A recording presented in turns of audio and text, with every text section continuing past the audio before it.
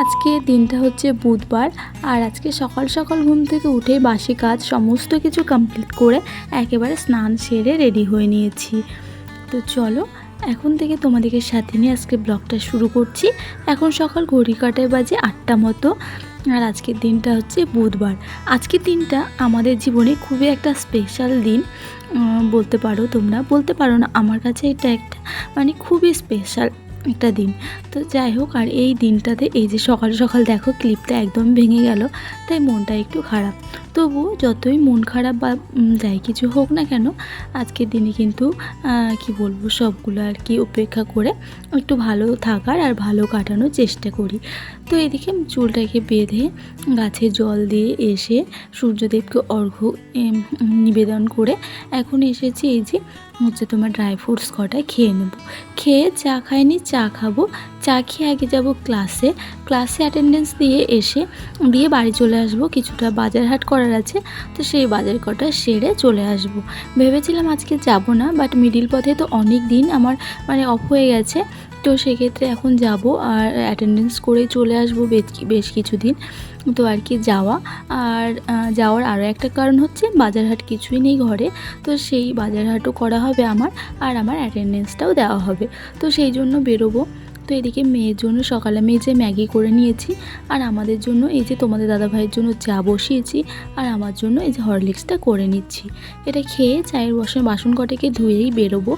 তবে আজকের সেই স্পেশাল একটা দিন, সেটা হচ্ছে আমাদের 7th অ্যানিভার্সারি দিন। আজকে 6ই মে, আর আজকে বুধবার পড়েছে। আর যে বছর আমার বিয়ে হয়েছিল 2019 সালে, আজ থেকে প্রায় 7 বছর আগে, সেই দিনটা ছিল সোমবার, আর মঙ্গলবার না আমার জন্মদিন। তো সেক্ষেত্রে আমাদের তোমার একদম গোধূলি লগ্নে বিয়ে হয়েছিল, 6টা থেকে একেবারে 9টার মধ্যে আর কি বিয়ে কমপ্লিট হয়ে গেছিলো। কারণ 10টা থেকে আর একটা লগ্ন ছিল, কিন্তু সেই লগ্নে বিয়ে দিতে বিয়ে হলে পরের দিন পড়ে যেত মঙ্গলবার, আর সেটা হচ্ছে আমার জন্মবার। সে কারণে না গোধূলি লগ্নে আমাদের বিয়ে হয়েছিল। তো যাই হোক, সেসব অনেক কথা। আর এই দিনটা আসলে বেশ অনেক কিছুই মনে পড়ে যায়, সেই দিনটার কথা, প্লাস এই 7 বছরে ঘটে যাওয়া ভালো মন্দ সবটাই। তো এতদিন ধরে দুজনে দুজনের পাশে থেকেছি, ভালো সময় খারাপ সময় সব সময়। তো ঠাকুরের কাছে এইটুকুই প্রে করি। আর তোমাদেরকেও বলবো একটুখানি প্রে করো, যেন আগামী দিনগুলো দুজনে একই সঙ্গে সুখ দুঃখে সব সময় পাশে থেকে আগামী দিনগুলো কাটাতে পারি। এইভাবেই যেন দিন কটা কেটে যায়। আর কি আর বলবো বলো, ব্যাস, এর থেকে বেশি চাওয়ার কিছু আর নেই। তো তারপরে দেখো খাওয়া দাওয়া করে বেরিয়েছিলাম, অ্যাটেন্ডেন্স দিয়ে এসেছি। আর রাস্তায় আমি আর ব্লগ করতে পারিনি। তো সে কারণে চলো বাড়ি চলে আসলাম। এখন বাজে 11টা মতো, অনেকটাই লেট হয়ে গেছে। তো চলো কী এনেছি সেটা আগে তোমাদেরকে দেখিয়ে দিই। যেহেতু আমি সেলাইয়ের কাজ করছি, তোমরা তো জানো, তো সেক্ষেত্রে এখন আমি ব্লাউজ বানানোটা শিখছি। বাকিগুলো আমি টুকিটাকি পারি, মোটামুটি পারি। তো ব্লাউজটা বাকি ছিল। তো ব্লাউজের জন্য আমি 3টে লাইলিন কিনেছি। আমার কাছে বেশ অনেক কটা ব্লাউজ পিস রয়েছে, তো সেগুলো বানানো হয়ে যাবে আর আমার প্র্যাকটিসও হয়ে যাবে। তো সেই আর কি ম্যাচ করে আর কি লাইলিনগুলো কিনে আনলাম। আর এখানে যাওয়ার পথে মেয়ে এখানে বায়না করেছিল এই যে মাটির খেলনা বাটিগুলো দেখে, এখন সে সেটাই নেবে। তাই এখানে মেয়ের জন্য এই যে একটা হাঁড়ি নিয়েছি, একটা গামলা রয়েছে, একটা কলসির মতো রয়েছে, একটা বড় হাঁড়ি রয়েছে, এগুলো আর কি ওকে নিয়ে দিলাম। আর আমি এখানে নিয়েছি 2টো কাপ। চা খেতে আমি আগে প্রচণ্ড পরিমাণে ভালোবাসতাম, সেটা তো তোমরা জানোই। বাট এখন আমি চা খাওয়াটা অনেকটাই কমিয়ে দিয়েছি। কিন্তু কাপ কাপ প্লেট বা ডিনার সেট এইগুলোর প্রতি আমার একটা আলাদাই লোভ বলতে পারো। তো সেখানে সেক্ষেত্রে বাজার হাটে গেলে আমার ভীষণ আমাকে টানে কাপ, তারপরে বাসনকোসন এই সমস্ত জিনিসে। তো গেছিলাম যখন, তো এই কাপ দুটো নিয়ে নিয়েছি। আর মেয়ে বায়না করছিল লিচু খাবে, বছরের প্রথম ফল, তো ওকে লিচু নিয়ে দিলাম। আর কিছুটা কসমেটিক্স বাজার আমার দরকার ছিল, ফুরিয়ে গেছে, তো সে কটা এনেছি। সকালে দেখলে না যে ক্লিপটা ভেঙে গেছিলো, তো এখানে 2টো ক্লিপ নিয়েছি, একটা ডেটল নিয়েছি, তারপরে একটা ফেস ওয়াশ নিয়েছি, সানস্ক্রিন নিয়েছি, আর 2টো জুয়েলারি নিয়েছি। একটা এই যে সিটি গোল্ডের ইয়াররিংটা নিয়েছি, তবে এই ঝোরটা আমি খুলে ফেলবো, ঝোর দেওয়াগুলো আমি একদমই পরি না। অন্যরকম ছোটো ছোটো টপস খুঁজছিলাম, বাট সেগুলো পেলাম না। যেগুলো আমি রেগুলার বেসিস ইউজ করে থাকি।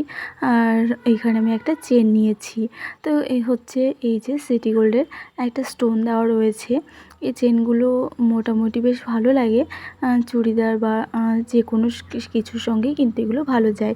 তাই এটা একটা নিয়েছি।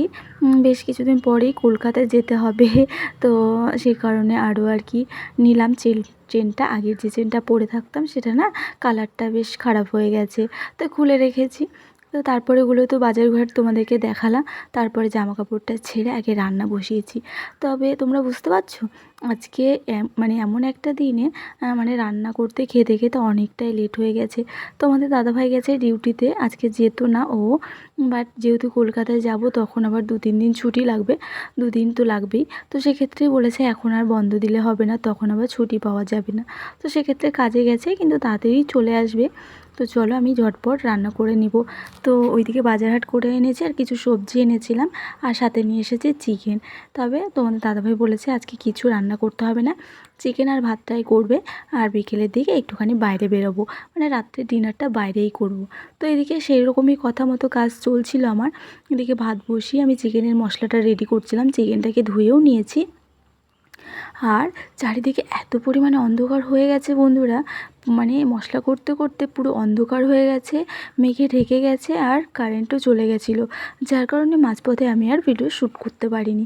এই যে দেখতেই পাচ্ছ তোমরা, এই মানে রান্নাঘরে লাইট জ্বলছে, তবুও কিন্তু প্রচণ্ড অন্ধকার হয়ে গেছে বাইরেটা, এত পরিমাণে মেঘ করেছে। তো সেই জন্য আমি আর পরে ব্লগ করি মানে ভিডিও করতে পারিনি। তো এদিকে আমি দেখো মশলাগুলো করে আমার চিকেনটা অলমোস্ট রান্না হয়ে গেছে। এই মাত্রই কারেন্ট আসলো, জানো তো, যে পরিমাণে মেঘ করেছিল মনে হচ্ছিল প্রচণ্ড বৃষ্টি হবে, কিন্তু সেটা আর হলো না।